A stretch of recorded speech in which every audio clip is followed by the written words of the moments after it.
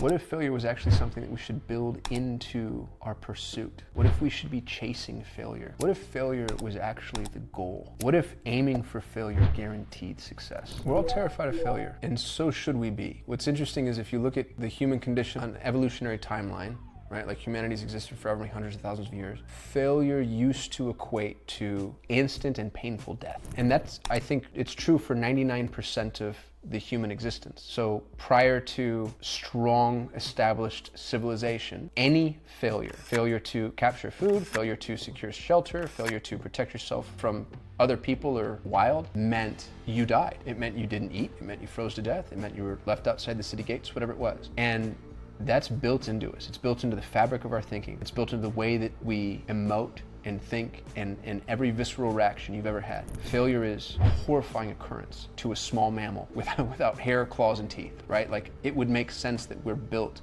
to be repelled by failure conceptually. The issue with that is failure no longer means death. It can mean ego death, but generally speaking, most of the failures that you and I face on a day-to-day basis, not only do they zero negative impact on us, but they actually have a positive impact. There's a level of hormesis that's brought into play. Every failure you experience, you learn from and you grow from. All muscle growth is failure. Most learning is failure. There's a really amazing book called The Talent Code, and it talks about how the gray matter that's built in our brains when we learn something can only develop when we're on the precipice or outside of our existing capabilities, meaning we have to push ourselves into failure. You have to go to failure in order to learn, in order to grow, which means we have to reframe the way we think about failure. Failure is always going to be terrifying. That's why it's difficult to rationalize away, and that's okay. It should be, and we can identify the root cause of that. And the next stage in our growth and our evolution as a species is alchemizing failure. And you'll notice that the people that really make an impact, the people that really make change, the people that invent new things, create new things, grow, build, develop, they're the greatest failures. It's Edison's 10,000 ways it didn't work. Most human beings are not capable of that. Most human beings are not capable of that level of negative feedback. Most people can't hear no over and over and over and over and over and over again and keep trying and keep going. But the people who do, the people who can, are the outstanding successes. And there's something about that should excite you. You are virtually guaranteed, and I'd love for somebody to challenge me on that, by the way. I'm not trying to exaggerate. Challenge me if you disagree with this. Hit me in the comments and let's have a respectful discussion about it. You are guaranteed massive success if you are willing to put yourself in a position of enduring failure. And by the way, if you live in the Western world, failure means nothing to you. We have a social safety net. You're not gonna freeze to death. You're not gonna starve to death. Like, you may be embarrassed. You know, foreclosure is embarrassing. Repossession is embarrassing. Being haunted by debt collectors, embarrassing. You're not gonna die. That's the thing. That's what's interesting is most of our response to failure is a response to something that feels like an existential crisis, like an existential threat. And it's not. Most failure is not going to kill you. If you can endure failure on a long enough timeline, you're guaranteed massive success. And not only is that exciting, but it's inspiring.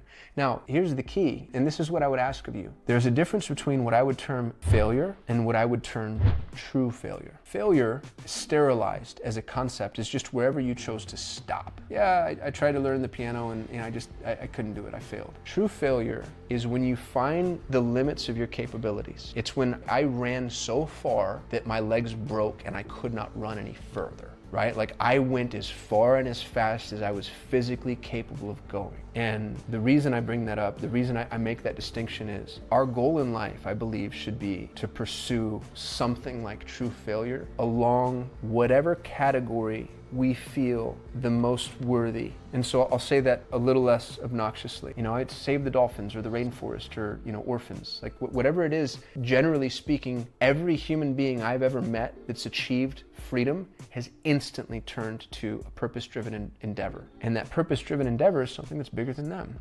It's more important than them. Their purpose-driven endeavor becomes something like a superordinate principle, meaning it exists outside of the definable hierarchy. And if you're gonna pursue your purpose-driven endeavor, my hope for you is that you reach true failure. And here's why I say that. It's not meant to be combative. If you don't, that means that there's There was margin left. There's gas left in the tank. There was distance left to travel. There was something left undone. I hope your legs break. But I do hope that you, me, and everybody else on the planet is able to identify a purpose that ignites their soul, and that in their pursuit of that purpose, they find the point of true failure. They find the point beyond which they cannot go, because it means that everything inside of them was expended towards that endeavor. They brought it as far and as fast as they could possibly go. And what's really great about that, humans, is because we're collectivists in almost every way, which I think is why we prioritize the individual so much. It's because humanity is a collective endeavor. And when you've pushed as far and fast as you can go and you find the precipice, you find your limits, you've brought humanity as a collective to those limits, and you give somebody else the opportunity to start there, and then they get to do the same thing. But it requires that we not just seek out failure, because failure is just the point at which you stop.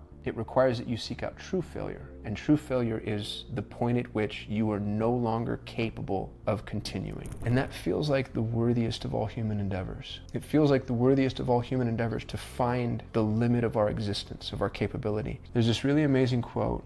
I think it comes from a Jewish parable, and the question is, what does God lack? And the answer is limitation. What's fun about that idea is it turns omniscience and omnipotence around, and it makes limitation something to be celebrated and something to be grateful for. And if you believe that, if you're willing to go with me on that kind of intellectual journey, that means that finding the boundaries of our limitation, that feels like maybe the most important, most worthy thing any of us could possibly do. And I think athletes feel this. There's a fun microcosm with athletics that doesn't really exist as cleanly anywhere else. And you'll hear people say things like, leave it all out on the field, or leave it all out on the court, or, you know, a musician I really like says, I leave it all on the stage. That's what I want out of life for all of us. Is like, let's leave it. Let's not die with anything left inside. But if we're going to do that, we have to find a comfort level with failure that's going to feel almost sadistic. The only way to do that and stay sane is to reframe what the failure is and what it means. I think I'm going to stop there. That feels good enough. My hope for myself and for you is that we're able to not just pursue failure, but we're able to pursue true failure, and that we do so within the confines of whatever forum we feel most worthy. And maybe that we help other people by softening our response when they fail. Like, imagine a whole culture of human beings that celebrated each other's industrious failures. You know, I don't mean the fail, like, because you can sit on a couch and, you know, just watch TV and waste your life away, and that's absolutely a type of failure, but that's not what I'm referring to here. There's the endeavored failure, the proactive failure, the failure from expenditure, the failure from attempt, the worthy failure, like the kinesthetic failure. It's the genuine failure. If we can find ourselves in a position where we begin celebrating people's genuine failures and then encouraging them to, like, get back up, get back on the horse, try again, like, wow, what a world we live in. It'd be amazing. So hopefully this isn't too preachy.